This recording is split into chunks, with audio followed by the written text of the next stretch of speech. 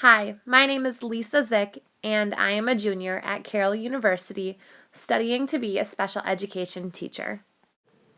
At Carroll University, every undergraduate student is required to participate in a cross-cultural experience. The CCS that I signed up for is called Experiencing Border Towns: Immigration Issues Up Close. Prior to the experience, Dr. Huck prepared us for the experience with the reading of Enrique's Journey and with many meaningful conversations regarding culture and immigration. Culture is what makes people and groups of people different. Culture is most often associated with race, ethnicity, socioeconomic status, and things like the food and music of different cultures. Culture is also one's attitudes, feelings, and ideas about what happens in their day-to-day life. These represent a culture's view of the world. In Mexico, many people live in poverty. It is due to these desperate circumstances that many believe it is worth risking their lives to immigrate to America, the land of opportunity. My initial views of immigration were limited. I knew people came from Mexico illegally. I imagined mostly men coming into America, seeking jobs, working hard, and sending that money back to their families. Based off of the media, it is easy to imagine illegal aliens as a danger to our society. Criminals raping and murdering innocent Americans, stealing our jobs, and smuggling drugs into our country. In reading Enrique's Journey, a story about a Honduran boy looking for his mother who left her starving family to find work in America, I learned about the Beast. The Beast is a nickname for the train that immigrants ride atop of while traveling from Southern America through Mexico headed towards America. The trip is long and dangerous, and many people die along the way. With these initial views and knowledge, I prepared for my trip wondering, why are the Mexican and South American people coming to America? Why do people leave their families behind and risk their lives to reach America? Is this necessary? Who is being impacted by this day to day? On Sunday, January 10th, 2016, I left my family behind and traveled to Tucson, Arizona, along with my CCS 300 classmates to explore the issues of illegal immigration along the Arizona and Mexico border. While in Tucson, we stayed at BorderLinks. BorderLinks is a nonprofit educational organization based in Tucson, Arizona that connects people to the reality of the U.S.-Mexico borderlands. During our stay at BorderLinks, we met with many people affected by immigration, including an attorney, a legal defender, humanitarian aid workers, a Tucson native, and an author. They each shared their knowledge, perspectives, and opinions on immigration.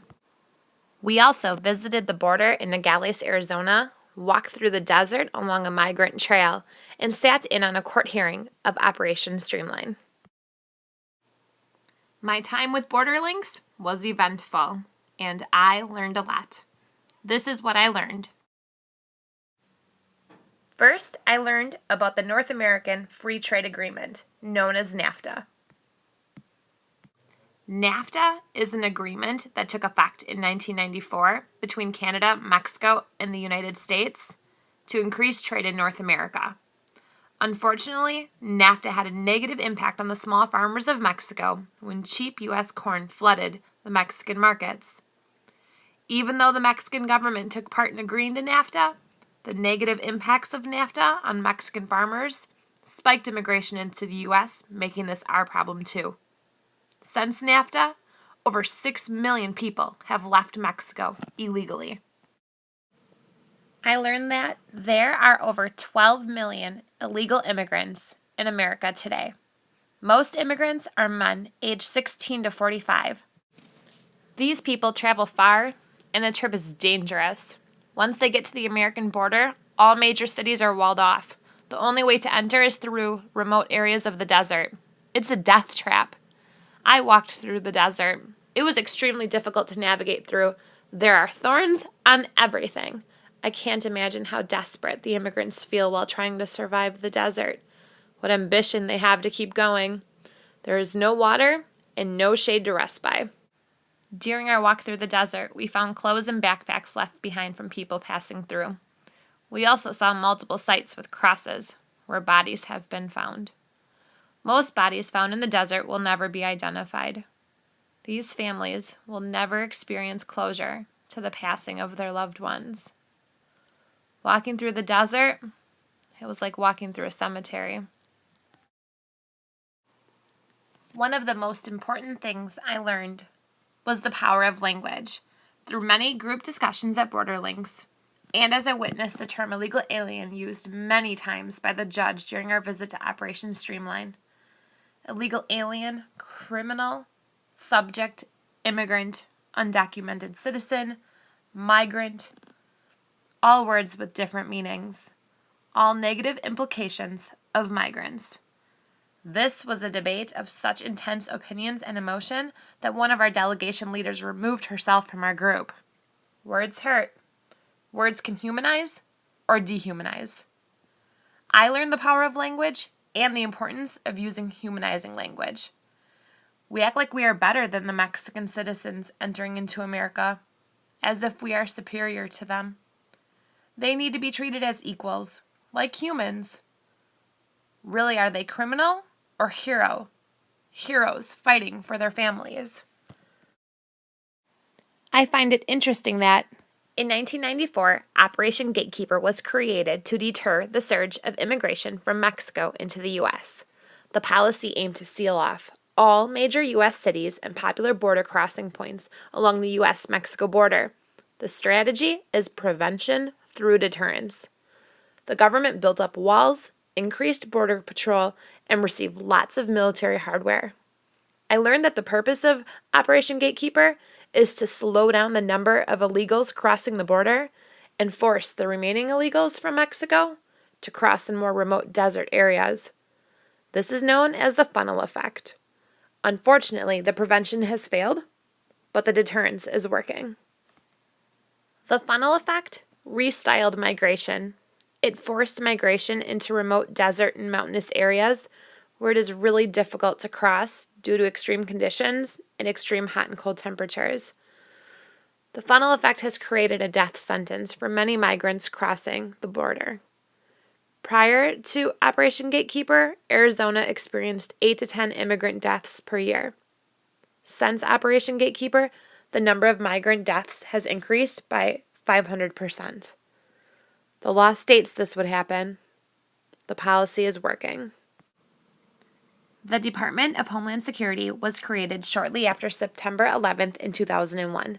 Their mission is to ensure a homeland that is safe, secure, and resilient against terrorism and other hazards. They are fighting the war on terror. When the Department of Homeland Security was first created, their budget was approximately $1.5 billion. Currently, they work with a yearly budget of $18 billion. That is more than all other federal budgets combined. Within the Department of Homeland Security is the U.S. Customs and Border Protection Agency. It is the largest federal law enforcement agency in the United States charged with keeping terrorists and their weapons out of the U.S. Their job is to patrol the border and also detain illegal immigrants. They patrol the invisible wall that is 100 miles from any external boundary of the U.S. This means now immigrants have to walk on foot 100 miles into the country around checkpoints to not get caught. Checkpoints, helicopters, rough terrain vehicles, ATVs, horses, drones, motion sensors, surveillance cameras. They are well equipped to find and detain the immigrants. Border Patrol has a constant heavy presence in border towns. One of the most impactful experiences for me was visiting Arivaca, a small, quiet border town in southern Arizona. While in Arivaca, we met with Sophie, a humanitarian aid worker, who shared that though the community is affected by migrants, her largest complaint was the heavy presence of Border Patrol in the community. Right outside of the small town is a checkpoint. In order to get in or out of Arivaca, every vehicle must pass through that checkpoint. Sophie shared the frustrations of the community having to pass through the checkpoint every day on their way to work, to the store, and even buses on the way to school. She shared stories of incidents with residents being racially profiled and patrol agents forcing searches on cars, people being interrogated and held at checkpoints for hours. She said most citizens have even had guns pulled on them at checkpoints. On day 3, we visited the border wall that divides Nogales, Arizona from Nogales, Mexico. It's a tall metal wall that you can see right through. It divides a community in half, dividing neighbors, friends, and families from each other. According to Isabel Garcia, a lawyer for the Public Defender's Office, I learned that illegal entry in America is the fastest growing federal crime, over 50% of all prosecutions. America is criminalizing border migration. According to Lois from No More Deaths, we are the only country that criminalizes people for illegal border crossing. 1,500 to 2,000 people are detained a day for illegally being in America. Those who cross the border illegally will get a criminal record. Second entry is a felony. Operation Streamline has been around for approximately 10 years. It is present in every border state but one. Operation Streamline can process up to 40 undocumented immigrants a day. During my time at Operation Streamline, it was very sad to watch, but I also got to hear the stories of a few of the men that were being detained. Stories of, I need to come into America to get medical attention, or I just need to work. I have to buy medicine for my sick wife. These were real stories of real people. It broke my heart. Then there is Dario. Dario and his family moved to America on a work visa. His father was educated. He was an electrical engineer, yet he couldn't find work in Mexico and brought his family to live in America. Dario is a driven young man, thankful for his schooling, loyal to his family, and yet he is unable to make plans for his future because he is an undocumented citizen, constantly threatened by the risk of deportation. This is not a good way of life. Since returning home, my views on immigration have definitely changed. But what are they? They're about as clear as mud. I guess I walk away asking, what is the real problem? Is the problem that NAFTA has negatively affected many people? That Mexican citizens want to come into our country? That we call these people aliens? Is the real problem that we have a wall? That we have funneled these people into the deserts, knowing they won't survive? Or that these immigrants travel through the desert anyway? Is the real problem that people are dying every day? Or that humanitarians are helping them in the desert? Is the real problem that we have Border Patrol? It all depends on your perspective. But based off the experience and the knowledge that I gained, I can confidently say that I am anti-illegal immigration. It's just not a good way of life. They risk their lives to come here. They leave their families behind. They live in constant fear of deportation. They're being treated like criminals just because they've come to America. Thanks to my experience with Borderlinks, not only did my perspectives on immigration change, but my view on culture has changed as well. Culture is what makes us different from each other, but those differences do not make us better than one another. I am not better than the immigrants because I am an American citizen. These differences matter. We need to embrace them and respect them. As a future teacher, my appreciation for culture will enable me to embrace and respect the differences of my teaching team, my students, and their families. This is imperative for me to have trusting relationships that will help us to work together for the good of the students. I am excited for this opportunity.